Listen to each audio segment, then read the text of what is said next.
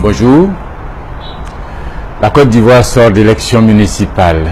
Nous sommes tous un peu épuisés, mais quelques leçons à tirer quand même. Premièrement, je me suis présenté moi comme candidat indépendant à Azadié, pas parce que j'ai des problèmes judiciaires avec leader, mais parce que j'ai constitué une équipe de gens dynamiques qui m'ont même demandé que l'on puisse aller sous le label leader. Mais j'ai voulu quand même montrer qu'il est possible, après les échecs de la CNC, du Front de Refus, qu'il était capable de construire, que j'étais capable de construire une coalition gagnante autour d'un programme, qu'il suffisait que l'on s'entende sur les stratégies. Cela a été prouvé. Il est possible de créer une coalition de l'opposition, une coalition forte qui gagne. Si on a un programme, si on a des stratégies et si nous sommes d'accord sur les objectifs. Deuxième leçon, mes adversaires sont allés dans tous les sens. J'ai remarqué que les populations sont quand même sensibles au programme. Ils ont raconté, Koulibaly est un Mossi, Koulibaly est un étranger, Koulibaly n'a pas d'argent, Koulibaly... Et puis ils se sont tous retrouvés après au service de Big Togo, de Ouattara, de Madame Bamba, troisième concubine du Premier ministre, et puis... Beaucoup d'argent, beaucoup d'argent ont circulé à Azadié. Ils ont distribué, ils ont jeté de l'argent aux populations comme on jette du maïs dans la basse-cour. Mais les populations sont restées quand même focus, sont restées concentrées sur le programme que je proposais et elles m'ont élu.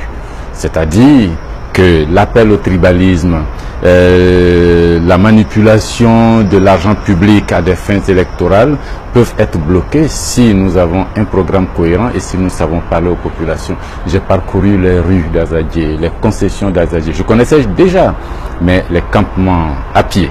Mes souliers sont troués, mais je l'ai fait pour que la population comprenne le sens de ma candidature, le sens du projet que je leur proposais et surtout qu'elles m'expliquent dans le fond pourquoi elles étaient si mécontentes de l'équipe municipale sortante.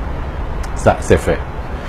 Troisième leçon, c'est que si à Azadié les choses se sont déroulées sans embûche, ailleurs en Côte d'Ivoire, c'est encore la crise, encore des morts d'hommes, encore des violences, encore des destructions de vies humaines et des destructions de matériel. Ça, c'est dommage. Et ça me ramène à la première remarque que je fais depuis Marcoussis, depuis la mise en place de cette commission électorale. Elle n'est pas bonne. Elle n'est pas capable d'organiser des élections sans palabre, des élections sans crise, des élections sans contestation, des élections sans conflit.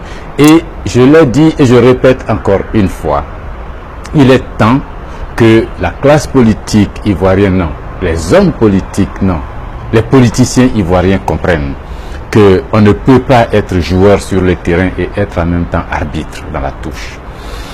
La commission électorale doit être indépendante. Les hommes politiques doivent sortir de cette commission électorale. Elle doit être technique, elle doit être administrative, elle doit être autonome. Vous ne pouvez pas être candidat et en même temps être à la commission électorale.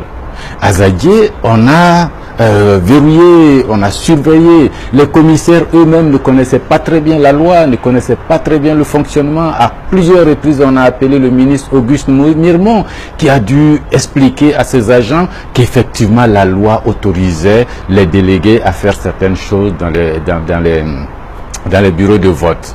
La commission électorale n'est pas bonne. J'invite et le gouvernement et les hommes politiques, les femmes politiques et les partis politiques et même le peuple de Côte d'Ivoire à admettre une fois pour toutes que cette commission électorale doit être remplacée par une commission indépendante dans laquelle il n'y aura aucun homme politique. Il faut qu'on trouve des gens de la société civile, même s'ils ont le cœur d'un côté politique, mais qui n'ont pas de carte politique, qui n'ont pas d'engagement politique pour organiser ces élections. Les résultats doivent être proclamés dans les lieux de vote, qu'on n'ait pas à transporter des urnes sur des kilomètres, que les populations soient présentes au moment du dépouillement, au moment du décompte, que ce soit les présidentielles, les législatives ou les municipales, et que les résultats proclamés, que la commission électorale ne se contente que de faire de l'arithmétique. C'est possible, ça se fait ailleurs et ça marche. Mais chaque fois qu'on n'a pas bien compris la loi, que les urnes doivent être transportées, c'est la crise. Et puis enfin, le code électoral doit être modifié. Il n'est pas possible d'avoir une commission indépendante si toutes les décisions de la commission électorale sont prises par décret du président de la République. On donne le contrôle de la commission électorale au président de la République. C'est le point de rupture entre Koulibaly et ceux qui font de la politique en Côte d'Ivoire. Ils ambitionnent tous de remplacer Bakayoko, Mirmon, Gervais par leurs gars. Non, il s'agit pas de remplacer des hommes par d'autres hommes. Il s'agit de changer le design de la commission électorale, de changer la forme institutionnelle de la commission électorale, de réécrire le code électoral pour donner une place autonome, indépendante à la commission électorale.